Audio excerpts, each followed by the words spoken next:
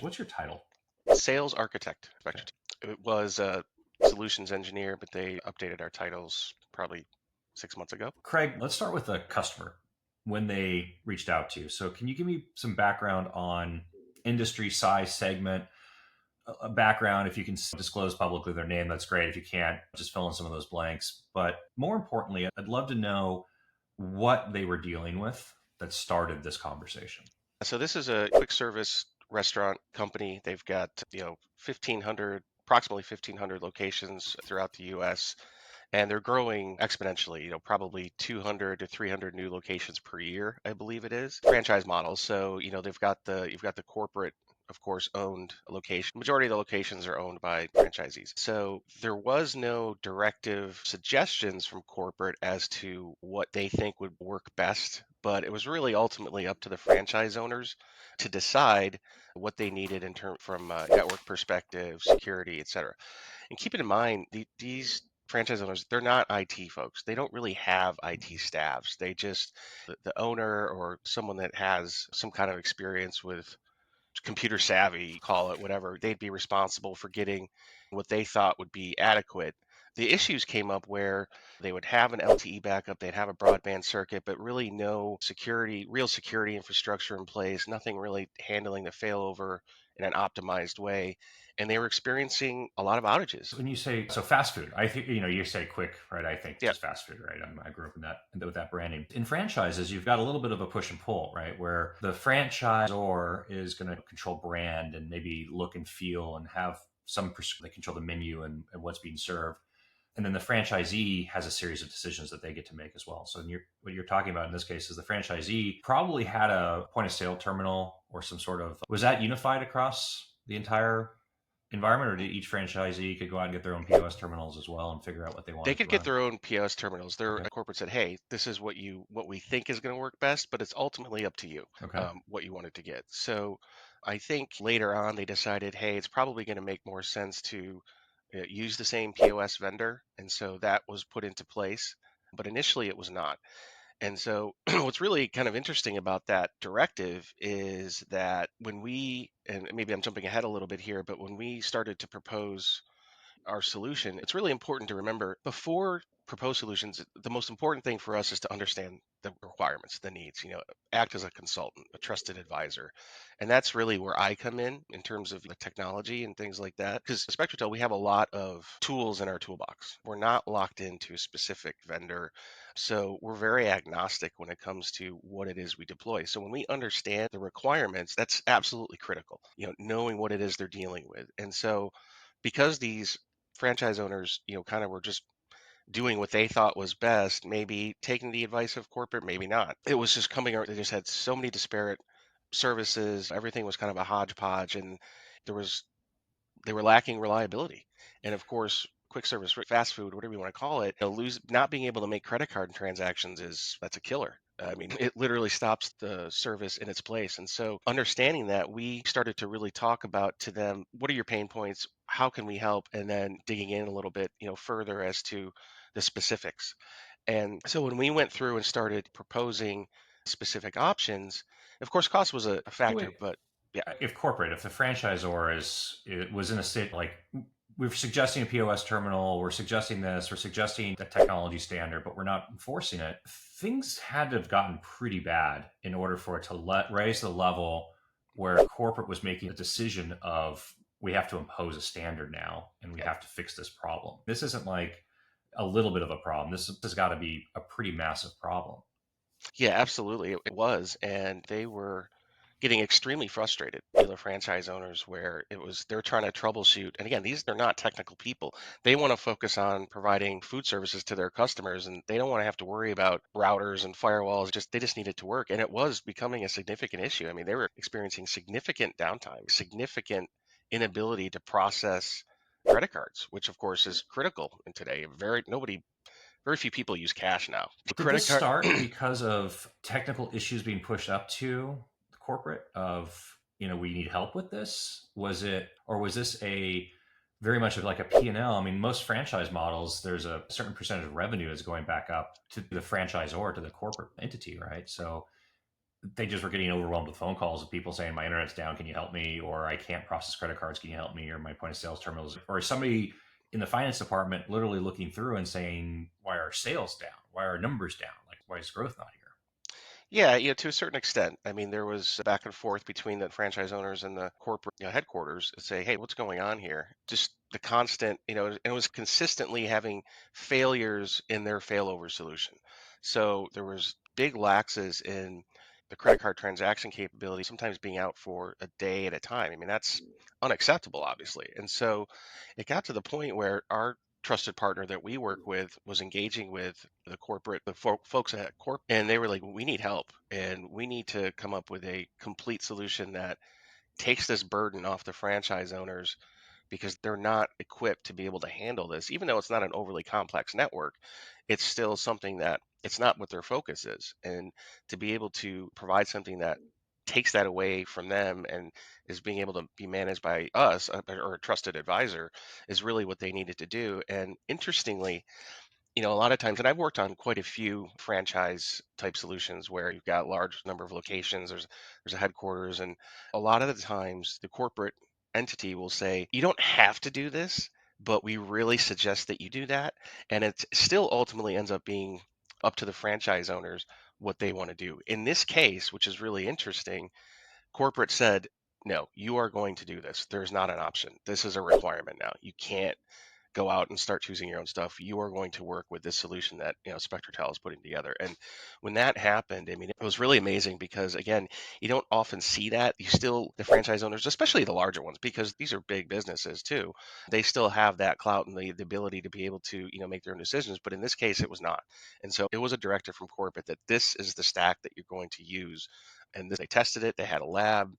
And so it was really exciting for us to be able to show that we're able to provide that service. And then they had the confidence in us to be able to send that directive out. So it was really exciting for us. I don't know, just like getting back to this thing. If you're Home Depot and you own all of your locations, of course you've got integrated IT systems and inventory and ERP and planning and point of sales target, like any major retailer, right?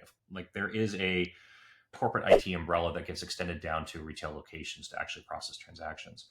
In the franchise model, there's a very loose coupling within these things. And so for an organization to say, not only are we going to mandate what you're going to start doing here from an IT perspective, since we're mandating it, we're now taking on the responsibility of it as well, right? Like there's a couple parts of that, right? It's like we're now giving you a directive, but we're also now taking on this as our problem. And that's Yeah. part of what's nice about the franchise model, right? You kind of have like loose coupling to some Yes. Yes. degree. So that's a pretty big shift. And I'm thinking through like the background of that and the decision making process of what that actually entails from like a corporate perspective to say, no, we are going to give me a number here, 1,500 locations. We are going to take on responsibility effectively for a decision across 1,500 locations plus several hundred per year in growth. Now this becomes our headache. That's a lot. So they had some serious pain here if they decided like the remedy for this was to go out and to find a provider that could help them with this. Yeah, absolutely. And we've been deploying these at a mad pace. I mean, they're growing so fast as well. We needed to have a replicable stack of services that could just be cookie cutter and we can knock them out as quick as they're deploying and turning up these new locations. And we talked to one of their larger franchise owners. It's not available yet, but it's a testimonial. And we're looking at probably 2 to 3 hours of downtime per week, maybe on average. Maybe that's a little high, but obviously significant, across the locations that they were responsible for.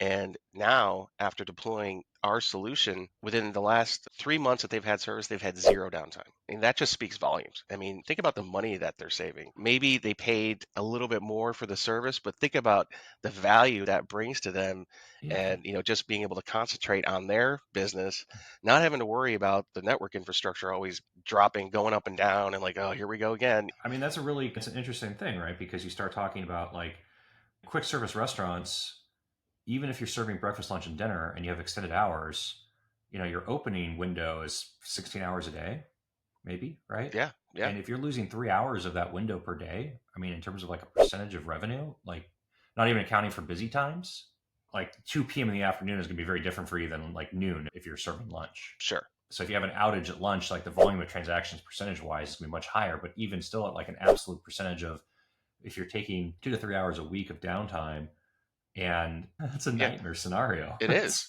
it can really affect the business. Obviously, it's negative, but I mean, it can really affect them to the point of, wow, we're having some trouble here. I mean, this is really causing us a lot of pain financially, time wise, and of course the reputation. I mean, can you imagine if you're a customer, you want to go in, get your food and get out? You're not going to Yeah.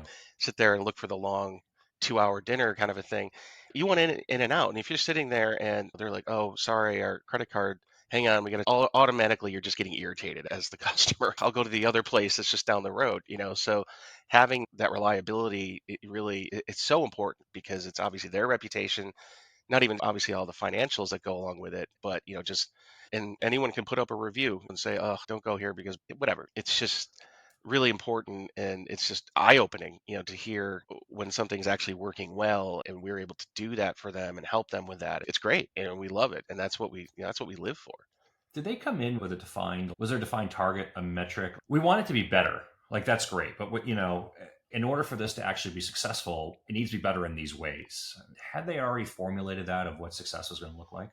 I think they knew they needed to get better, but the direction that they weren't sure what direction they wanted to take. We had a cost point, obviously, which again, we don't like to focus on cost. It's always about the solution, but let's face it, cost is a factor. It always ends up being one, maybe not the primary, but it's important that it was sustainable financially for them. So they know they needed to fix the problem. I mean, it was obvious, but then it was like, what you need to tell us, Spectrotel, please tell us what you think is going to be the best solution for us, because this is what we have.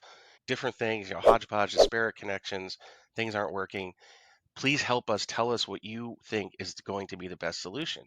And so we started going through that process of designing a solution, sort of a cafe in a box, let's say, with a stack of gear, a process that we could do quick cutovers. So they leaned on us very heavily to design the solution and to take them to where they needed to be, because they didn't know. And that was really another important factor, our ability to be able to help them and consult with them and show them, hey, this is where the industry is. This is where we're headed. This is how it works. This is really what's going to make the best solution for you. When we put that together for them, it made sense. And let's just sign on the dotted line. We had to prove that it would work. So it had to be tested. It had to, went through POC, labbing. And so it wasn't like just a quick, these larger opportunities, obviously, it's never going to be just a quick sign. Oh, yeah, this is great. You've really got to be able to demonstrate your ability to provide the service rather than just drawing it up and talking about it. That's a critical component as well. So your question, they really didn't have an idea of where they needed to go. They just know it needed to get resolved. And they asked, they needed someone to really lead them into the next phase, or the direction into where to provide the services that they needed. So you have 1,500 locations, 1,500 locations. Each location could have a different POS terminal. Each location could have like different infrastructure, like wired, not wired, Wi-Fi, not wired, different Wi-Fi, Yeah. different types of equipment. So that's a pretty big kind of disparate. Was time spent trying to understand what the common net, like, do we have a blueprint here of 80, 60% already running this, fill in the blank and lean into that path?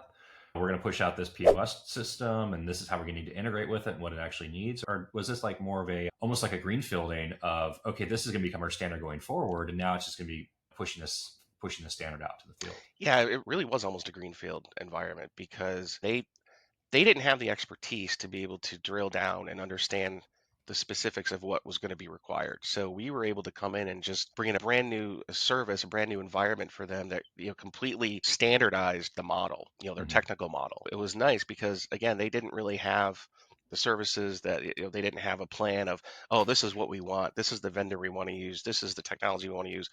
There was none of that, or very little of it.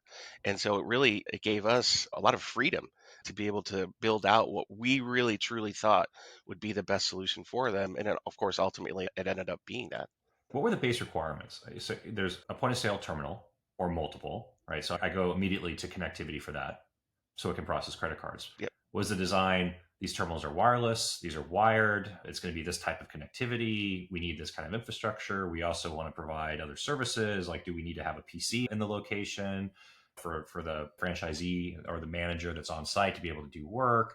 Is it employee timesheets and clock in and clock out added into this as well? How deep did this go? What were the Yeah. requirements that you got? And then how did that then influence the design and like what tools you were bringing to bear? Yeah, absolutely. The first thing, and there are a lot of segments to the network. Let's say Hmm. there's a lot of devices on the network. So, everything from cast phones, DVRs for security cameras, 5 to 6 registers, wireless POS systems, label printers, APs for guest Wi-Fi, corporate Wi-Fi, and laptops, PCs. And so there were a lot of moving components to it. That's actually, I mean, I love this part, right? Because everybody's like, it's like just whatever, just a vanilla, fast casual, quick service restaurant, right? And then you start rattling through, it's like, oh, we have phones and time clocks and registers and point of Yeah, sale and cameras and yeah, access points and guest Wi-Fi and printers and this and that. And you start like rattling through the list all of a sudden. I mean, just in this line, you've got, 2 dozen critical pieces of equipment in order for this business to absolutely. function for Yeah, one location. yeah. Okay. So, we started going through that inventory, and we first started looking at, obviously, connectivity. We wanted always up mentality, Mhm. 100% uptime. That was our focus. But in today's world, when you're talking about connectivity and then you're talking about failover and then you bring SD-WAN becomes a part of that discussion usually. But another part, a big part of it is security. And the security component really is so important now. And, things like SD-WAN architectures and all that, and security are really becoming synonymous. I mean, they're becoming one and the same. You can't have one without the other. So it wasn't that long ago where, you'd have multiple devices or multiple pathways for, hey, I've got my failover and then I've got my security and I've got cloud security, whatever. So it was our goal, knowing that there were all these components and there's going to be different segments to this network, trusted network versus untrusted networks, that we needed to provide a standardized security system or environment for them, along with being able to keep the network component up as much as possible. So that was really what we started to do, is understand, okay, we really need to focus on the security piece, standardize that, but also be able to provide as much uptime as possible. All And of by the way, you have a guest network too, which complicates things pretty Absolutely. significantly, right? Yes. Because outside of like what people can do on your guest network and how you segment the guest network, you then run into issues of like, well, how much bandwidth can the guest network consume? And how do you prioritize traffic so your credit card terminals can actually process transactions without somebody like streaming Netflix? I'll just pick on Netflix, Yeah, right. off in the background. It could be YouTube, it could be something else, TikTok. Everybody's uploading their TikTok videos. Yeah, of course. And that was one of the things as we started to, dissect the network and the different components, the different segments, we put together a topology that basically segmented that traffic out. And so we controlled, just kind of talk about our SD-WAN infrastructure. Our FortiGate SD-WAN solution is we actually have our own for virtual Fortinet SD-WAN gateways throughout the US, built out at Equinix data centers. So in a traditional, because this was a Fortinet solution, we decided that was going to be the way to go. It was very cost effective, very powerful, gave us a lot of control to be able to segment out these different components of the network. And so that is the direction we decided to go, and ultimately it proved beneficial. But just to kind of talk about that architecture a little bit, when you need to segment guest Wi-Fi and POS transactions and things, we were able to provide that true SD-WAN service for critical applications. So the voice service, for example, which we're also providing, that's going to be a priority application that goes to the cloud gateway. POS transactions, obviously, number one, traffic flow. But for the guest Wi-Fi components and things like that, that's not going to be considered a priority traffic. So that egress is out locally. We're not using it across the SD-WAN overlay, and so we really got very granular as to how we're going to segment this traffic and optimize the traffic flows to make sure the critical components of that environment are the focus. And so, for example, if there's a failover condition because we have one broadband circuit and then one LTE backup, and so obviously you're not going to want, if there is a failover on the primary circuit, you're not going to want guest Wi-Fi cranking out on that LTE service. That's not optimal. So we have that controlled as well, where we said, okay, only critical traffic, credit cards, UCAS, voice, of course, that's going to be, in a failover event, that's going to go across the LTE.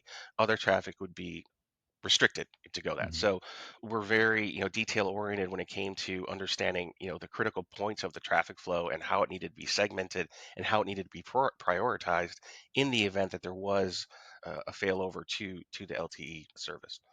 I guess the concept becomes like hub and spoke, right? You think of like traditional network architecture and design. When new POS terminals were going out and DVRs were going out, and UCAS was going out, was this then a push into centralized resources where you have centralized data processing of some sort, or UCAS platform doesn't necessarily mean centralized location. They're usually like distributed where the phones are registering to, but DVR has to go from somewhere, for instance. Was that then rolled into a corporate umbrella as well? And was that part of this design?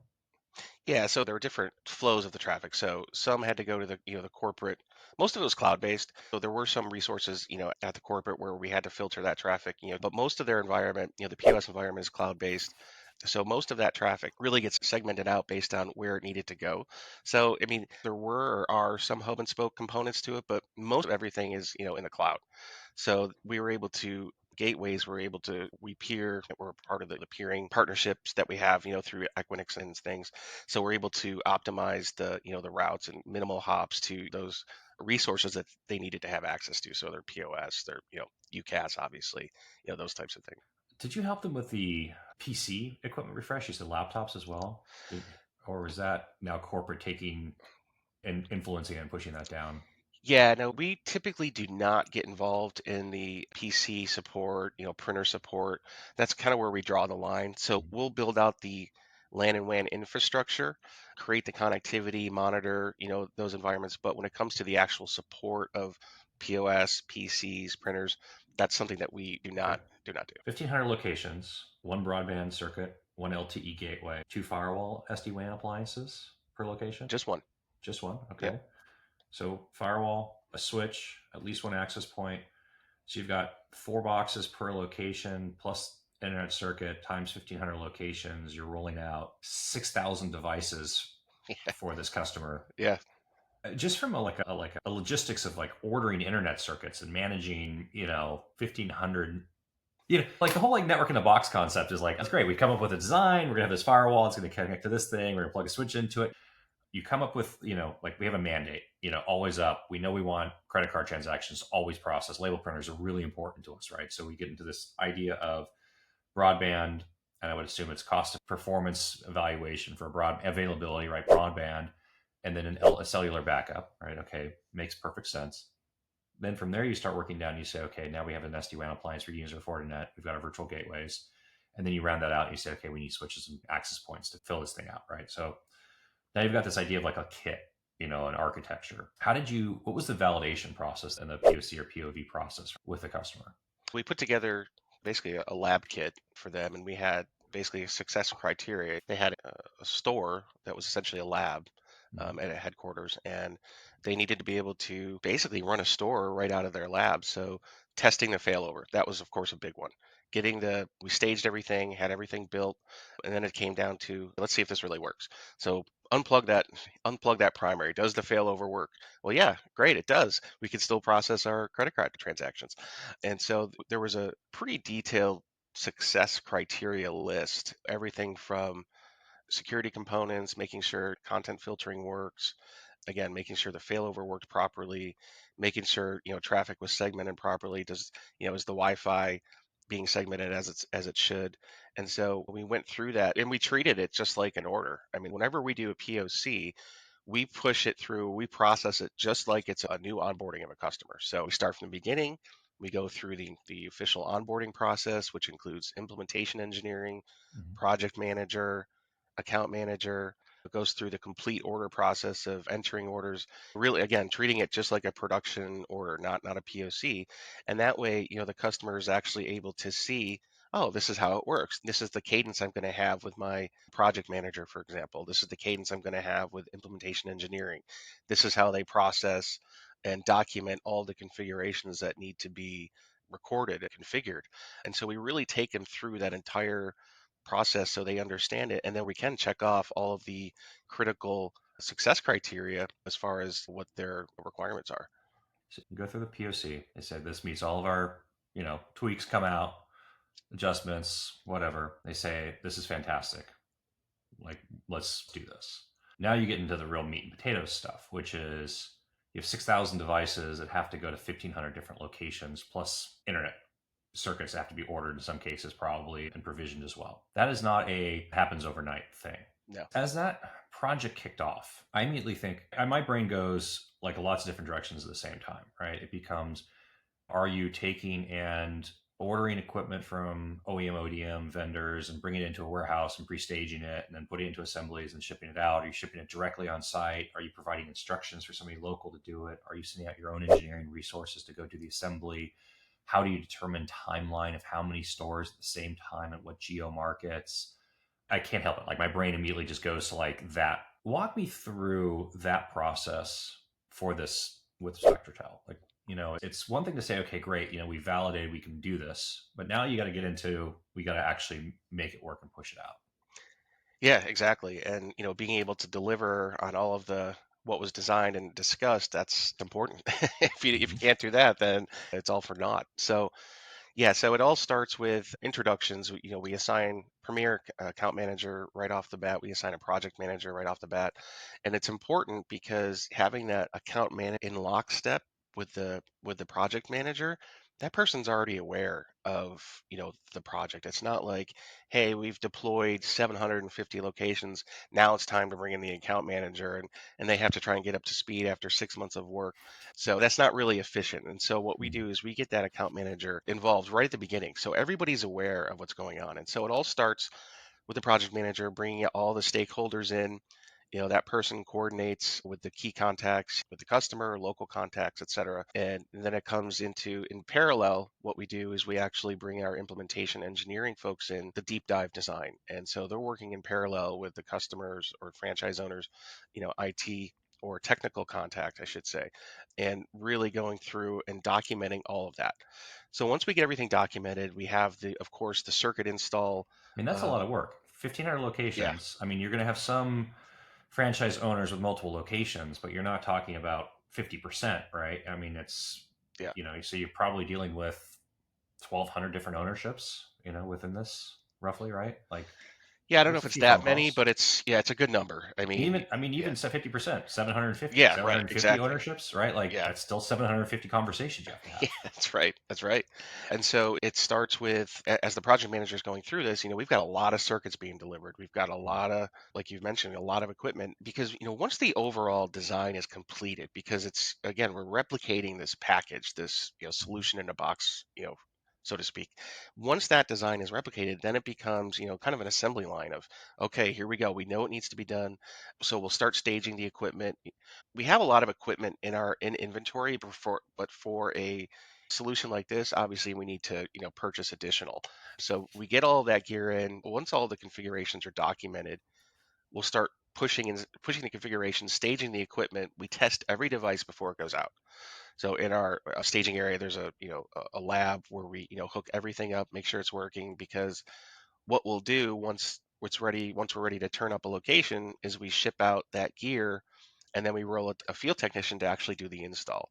And they have punch list. I mean, a very literally step by step list of how everything needs to be configured. So red cable one plugs into port one on this switch. Red, blue cable two. I mean, it's literally that documented and that detailed. And so literally any technician, any field tech that goes out there can open up gets the punch list and, oh, okay, I can do this. And then they coordinate, of course, with the our engineering folks in house that are doing the remote work and doing the configuration and things like that.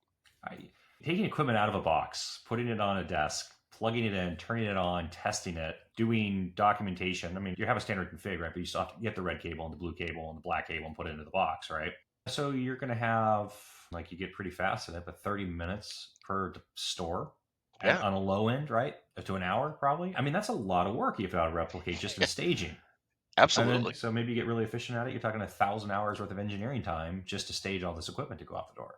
Absolutely. I was up at our headquarters in December where our primary warehouse is, and I went back there. I always like to go back there and talk to the folks that are working there because I work with them quite a bit. It's always nice to see them, and they're just testing equipment. They've got boxes. They're putting them in. I mean, it literally is an assembly line, and they've got a groups. Some groups focus on one thing, another group focuses on another, and it's really fun to watch because it's so efficient, and everyone really knows how it works and knows what needs to be done. And that's why I like to go in there. And being a technical person, it's always fun to see what's going on. And yeah, but it's a lot of work. And I would say, been in telecom or managed network services. It started out as telecom back in '99, and I've been doing this a while. But easily, this is Spectrotel's, implementation folks and project management is absolutely unbelievable. I mean, they're so good and they're so seasoned. We've brought folks in that they're not rookies. I mean, they've been doing this a while at large carriers, and so everybody knows what needs to get done and everyone gets their hands dirty. It's not like, oh, well, like, that's so and so's problem. Let me see if I can get a hold of them. And it just kind of holds things up. If There's really none of that here. Everybody just gets in and gets it done because we know, I mean, it's critical for Well, us to be able to provide these services in a timely manner. So it's a real joy to watch the folks work here. can you go out and acquire 6,000 units of equipment, configure them, and install them, and how long is that going to take your team? And just from a staging process, like I said, I mean, at a low end, you've got, let's just, I don't know, like again, I'm sure it's north of 1,000 hours of staging time, right? Like, how Sure. long is it going to take you in 1,000 hours of engineering labor? By the way, and that 1,000 hours of engineering time can't be doing anything else at the same time. This is their sole function Right. for that 1,000 hours, That's right? But like, they have other jobs. And for people, I try to explain this, like, even on the small end of like people being like, oh, I've got like, a headquarters, and then we've got, 15, 16, 30 satellite offices, and we're going to roll out some network refresh. It's like, that is a lot more work than you anticipate it's going to be. And oh, by the way, you also have to fly to each one of those yeah. locations to get this thing installed. So it's always impressive to me when I see these things at scale. Yeah, perfect example of that. I was working on a different opportunity really just a couple of weeks ago. It's been going on for a while. And this customer, that's what they did. They went out and bought a whole bunch of gear, a whole Mm-hmm. bunch of firewalls and switches, and it's literally been sitting in It's in the box. boxes. Yeah. Yeah, And it's in the box. yeah, and it's just been sitting there. And think about it, they purchased a year-long license. So that license is already 6 months gone and Yeah. they haven't even used it yet. And so Yeah. they realized, yeah, we need some help. And so, If you come from an engineering background, like, you want to build stuff, like, you just can't yeah, help it. Like, it's like, oh, I got this problem, I can go solve this problem, and I'll go build it, right? And the build versus buy, it's such a dangerous decision if you're when you're making it, if you're not really thinking about what comes next. Because we haven't even really gotten to the other stuff, right? So I want to actually keep talking through this a little bit here, and we can circle to the other side of the next step of this, right? But once a decision's been made, it's like, we have a problem, it's creating pain, we want to fix it, right? So there's like that first thing, okay, we want to fix it, how do we fix it? And you go through the process and we figure out how to fix it. And then there's agreement, like, okay, we know this fixes the problem, let's fix the problem. Then you get into, that turns into, how quickly can we get this problem fixed? Because now everybody yeah, wants to fix the problem, and then yeah. nobody wants the answer of like, oh yeah, we'll fix this problem, it's going to take us 3 years, right, to fix this problem. What was the design goal from that point of like, we've got our POC, we have our kit, we know what the thing is, like, what was your customer telling you in terms of timeline and rollout and what they wanted to were trying to see, and what did you guys end up committing to? Like, what was? Yeah, so the first phase was going to be kind of target the locations that were having the most issues in terms of uptime. So that was critical point was, hey, we've got a set or a subset of locations that really need to get this resolved ASAP. Not every location was having trouble. I mean, let's face it, you've got 1,500 sites. Some of them are going to be working. So the Mhm. focus was to hit those sites that were just constantly having problems. And so that's what we did. We focused on those. You know, How was that determined, like ranking and ordering? I mean, were they, at this point, it wasn't unified corporate ID? It's not like they had like a ticketing system or some kind of help desk that was tracking. Was this survey? Was this like? Yeah, so project manager was working with the corporate folks, and they did have a list actually of, Mhm. some of the, more challenging locations, like 100 of them, maybe something like that. And so that was the target. And so they knew which sites were having the most issues. And so it was actually pretty straightforward to be able to kind of target those. Then we developed an overall project plan, typically 12 to 18 months to get everything rolled Mhm. out. But what we'll do is we'll decide we'll work at the customer space. We can pretty much go as quick as they want within reason. So figure 10 sites per day, sometimes 15. And so we kind of develop the pattern per se or the schedule based on how they feel comfortable doing it and working with the franchise owners as well as the corporate folks. And so we determine it that way. So that the biggest focal point of course were those 100 or so, I don't know if that's the exact number, but those 100 or so sites that were having the most downtime, the most issues. And then once those get rolled out, then we start focusing on the deployment based on because some franchise owners were a little reluctant. They didn't really want to go this direction. They're like, my stuff works great. I don't want to do this. But that was, again, the most exciting part about getting that directive from corporate that said, no, you have to do this because it Mhm. works. We want to get this fixed right now. put whatever in you want, versus the other ones that were like a little reluctant. We scheduled it that way based on priority need. 10 to 15 sites per day. Again, resources Yes. necessary in order to pull that off. Yeah, and keep Um, in mind that this is not the only project we have like this either. So, we've yeah. got other No, projects. I'm thinking about it from like an end user perspective, right? Yeah, Like, yeah, I mean, that's a lot of bodies in the field it and a is. lot of bodies in staging and a lot of coordination and a lot of project management. I mean, it's a simple thing that gets exponentially hard at scale. One location, no problem, whatever. But it's impressive. This is an exponentially hard at scale problem.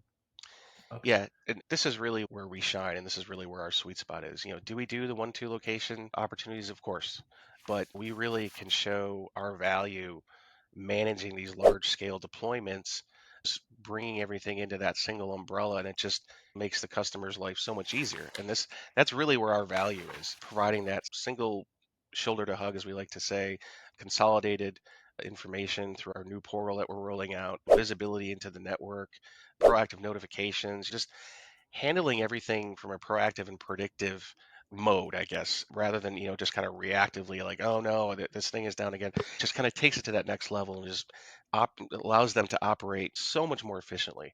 And so they don't have to worry about the back end infrastructure of Mhm. their network and POS and things like that. Okay, so as these things start rolling out, you move into operations and keeping them running. What does the requirement then look like and support? So knock, SLA, equipment replacement. I mean, you're testing everything, so it shouldn't ship out broken, but you have a certain amount of like infant mortality at a certain. You put 1,000 boxes in the field, and some percentage of those are just going to like smoke and explode on Yeah. you. It's just statistics, right? Now, the good news is modern enterprise gear doesn't happen very often, right? Like this isn't the dark ages of network gear, but now you go into like an ongoing operational requirement to keep all this stuff running that now you've deployed. What does that look like? I'm curious from in two angles. What does it look like from a Spectrotel standpoint? Like what is your knock services, your team, your SLA? And then the second part is how does that interaction with the customer then look like? Because you've got corporate and then all the franchisees, right? So you've kind of got two masters also within that world that you're servicing. Absolutely. So we monitor everything 24/7, 365. We have two NOCs. Our primary NOC is located in Neptune, New Jersey at our headquarters, and our secondary NOC is located in Columbia, South Carolina. One of our biggest, if not our biggest initiative over the last 18 months here at Spectrotel has been our AI ops platform and integrating the AI engine to be able to take in all these different data points from nodes out in the field. We've got integration with the power grid. We're integrated with, the weather service. So we're monitoring not just these nodes, not just these endpoints, but we're monitoring everything. So we know if we see, a weather alert like a blizzard coming in upstate New York or something, we're prepared to understand like, hey, we're going to see some issues here. And so not too long ago, before we implemented our AIOps platform, we had literally a group of folks just sitting at desks trying to correlate all these automated monitoring events that were coming in and generating tickets. And so you could have multiple things going on at the same time, all for one customer. And so we had to kind of figure out, or just one location. We had to Mhm. try to figure out like, oh, okay, we had a node go down here, and let's bring that up. This dropped because of this. And so trying to manage all that manually just through human beings was becoming unscalable. So what we've done and what we are continuing to do is automating so much of this and using artificial intelligence to be able to kind of proactively and even predictively monitor, the footprint of all of our customers. And then once that data is put together through, so we've got the AI engine, monitoring the power grid, correlating, hey, we've got a power event here, which led to, hey, this LTE modem dropped, which led to, hey, this Fortinet dropped, putting all of that together in a single case, and then that gets moved over to our technicians to be able to look at. And so you were very we're trying to move to not just a proactive model. We're past reactive. We don't do reactive really much anymore because we're more Mhm. in the proactive. And now we're looking at predictive and prescriptive, meaning we want to get ahead of issues before they actually happen. So, for example, the perfect example is we saw 6 months ago a hurricane coming in. We knew it was going to be pretty catastrophic down in the Gulf area or through the Carolinas, and so we sent out some, rapid deploy kits with UPSs to be able to say, hey, we're going to provide this for you because we know you've got a critical locations, getting that out there because we're pretty certain there was going to be some pretty catastrophic outages. We're doing things like that. We send notifications to customers that can be folks at the headquarters, for example. In this case, it could be the franchise owners, and you basically tell us how you want to be contacted: text, email, who are the important people that are going to be contacted. And then once that case is opened, either via automation or if it's like a manual entry, the end users have access to everything, almost everything. So they'll be able to see the technicians working on the issues. They'll be able to see all the notes in real time, all the events. And so we're very transparent when it comes to that. So they have almost complete visibility into everything that we see, giving them, we're working on this, and it gives them the peace of mind to know that, hey, Spectrotel is already on this. I don't need to call them and say, hey, we can't process credit card transactions. What's going on? They know where to who to call. They know that we're working on it. It makes it a really good experience for the customer. And we've also implemented in this particular opportunity that we've been talking about, we also put in smart power devices. So these devices, they're basically watt boxes. So they're essentially smart power strips that we plug into, you plug it into the LAN and it monitors the nodes, the points on the LAN for connectivity. So if it detects a failure, for example, on the primary circuit, it loses connection to that Mhm. modem, it'll automatically reboot that power outlet to say, because a lot of Yeah. issues can just be resolved with a single reboot, right? I Yeah, hate it. It's true. I mean, it's probably the most frustrating thing as somebody in IT space of like the reboot actually does solve most of the yeah. problems. And you're just like, And we're you know, still there. It's still a it's thing. so true. And I hate that it's true so much. Yeah, But yes. yeah. So in that, talking about that, we've put as much effort as we could to kind of, again, be ahead of the game, not being reactive. And so not waiting for the customer to call and it's like, oh, something's down, and all that's all time interval, right? So the communication, calling in, the tech has to look at it. You're talking about an increased time to repair, right? So with all these things that we've built in with our AI ops platform, with the smart power, it just cuts way down on any issues. And so it means more uptime, less back and forth communication, quicker times to resolutions, and so forth, which really just, again, just it makes the customer experience as good as possible.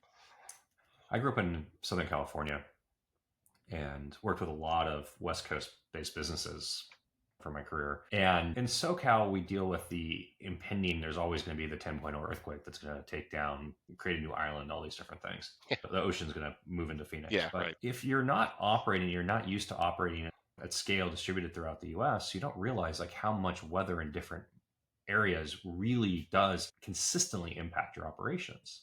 And the big ones, of course, are hurricanes. We have hurricane season. And if you're in certain parts along the Gulf or on the Atlantic seaboard, right, like it, maybe it's just a tropical depression, right? Like a little storm that comes through that's still really disruptive. Or Denver has bomb blizzards. Like Yeah, it's the Northeast has weather. And it's strange to say this, but I see that being very valuable also just from a like maybe you're not thinking about it. Like you can see situations where like people are just going about their days and not thinking about the fact that there's a storm brewing right. off the coast and that's going to impact 300 locations because that's the predictive track. And like getting a text message from somebody that says we're monitoring the storm and this is the track and this is the assets that can be potentially impacted and this is what we're doing to mobilize resources in advance. I mean that's got to be a really comforting feeling for somebody to receive that message from you. Absolutely. And again, it's all about us getting ahead of that, getting ahead of what's coming, and being able to provide the best service to the customer. And it's comforting to them to know that, Mm. hey, we're monitoring this.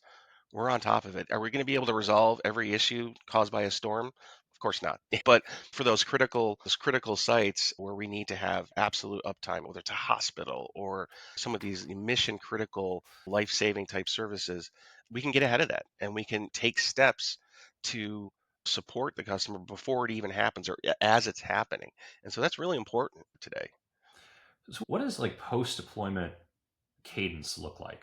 And when I say that, some companies operationalize this as a QBR. I think of things like this location's having these issues consistently, or that we're remediating, or we're seeing this pattern, or bandwidth at these sets of locations, or this, or we're seeing this kind of pattern on your network, or what is that like dialogue turn into after these things start getting rolled out? I mean, is it, hey, franchisee, I don't know what's going on at your location, but you're always saturating your this broadband connection because of your guest Wi-Fi, and we need to do something about it? Or is that does this become like, aggregated meta policies that get applied at a corporate level in discussion, because you're not the IT team, you're not making the decisions, but now you've got to empower people to make informed decisions that are really like your recommendations. So how does that cadence work?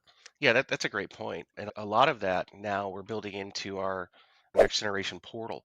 And so all of that visibility, and look, I totally understand that these franchise owners, and this kind of goes back to what we were talking about, they're not IT folks. They want to focus on their business. So we don't expect them to be in our portal looking at everything every day on their footprint. It's not realistic. But what we're doing is, because we're armed with that information, we can send out notifications to them, either passively, like through an email or whatever.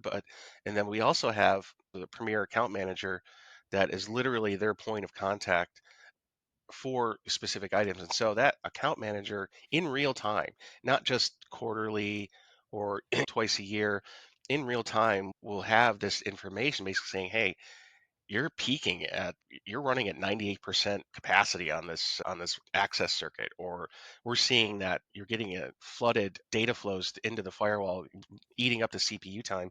We need to look at this.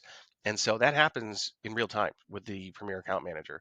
We also do the more formal QBRs, talking about business in general, and just running through how general operational type things. So we do that as well. But the most important piece, in my opinion, is having that Premier Account Manager working in lockstep with that customer every day. And it's not just hey, we'll contact you every 4 times a year to kind of go over things. We like to stay on top of things, and that's really important to providing that fantastic customer experience. Have you pushed outside of like IT operations into sales and marketing? I mean, now you've got like guest Wi-Fi opens up interesting avenues. Repeat visits, average duration of visit, density of visit. I mean, without doing anything else, you get a certain amount of you get data, right? Like you get a certain amount of data that just comes out of these platforms that can be aggregated and distilled and turned into business intelligence. Yeah, absolutely. We didn't do that specifically here, but we do offer that as a service, and we have that implemented for some of our other larger customers. We're tracking the presence data, we're tracking the what are they looking at through a Wi-Fi overlay platform. So we didn't do that here, but we do that, and can be extremely valuable to get that data, to be able to provide their marketing teams competitive data, localized data for foot traffic, things like that. But yeah, we do that, but it wasn't a part of this particular scope. For somebody watching or listening to this, what else comes up in this conversation for somebody that hasn't been down this road before? There's the core of it, right? Which is I can't conduct business, I can't transact credit cards, and I'm now having a significant percentage of downtime and lost revenue from it, right? So it's not just lost revenue, it becomes lost revenue, but it's loss of goodwill, it's adjustment of consumer behavior. They go somewhere else and maybe they don't come back. Like those things are pretty big issues for a business. Sure. What have we not talked about, or what have we not covered that somebody who's not in the IT or telecom space really like cares about, in the sense of like when you were going through this from start to finish and deploying these things and you're walking somebody through this process for the first time that people should know about? Yeah, I think just understanding where we are from a networking infrastructure perspective, I think is very important, because I think, especially for these larger multi-location customers that are not really focused on security, for example, Mm. that time's obvious, right? Everybody wants to be up, but I think security really is very important, and I think it's an afterthought for a lot of customers and for a lot of end users. And I haven't been hacked, and it's not a big deal. It's just all in the news. And that's totally not the case. And it's very important. I would tell anyone that kind of doesn't really pay too much attention to their security posture, whether you're a 2 location business or whether you're a 2,000 location business, having that security posture in place that protects you from Hmm. all of the different threats that are out there. And there's thousands of them. I mean, there's literally businesses in other countries and even here that all they do is focus on hacking sensitive data and ransomware. And it is so absolutely critical that you harden your network. And it happens very frequently where I brought into an opportunity and it's like, we don't really have any security in place. And I'm just it's like, wow. Okay. So, yeah, that to me is literally, it's just so important, because all it takes is one event, one ransomware, one DDoS attack, and Hmm. your credibility is gone. Your financials can just go through the roof to try and resolve it. And it's just, Yeah. it's so important today. The industry is now kind of referring to this as like a risk and resilience.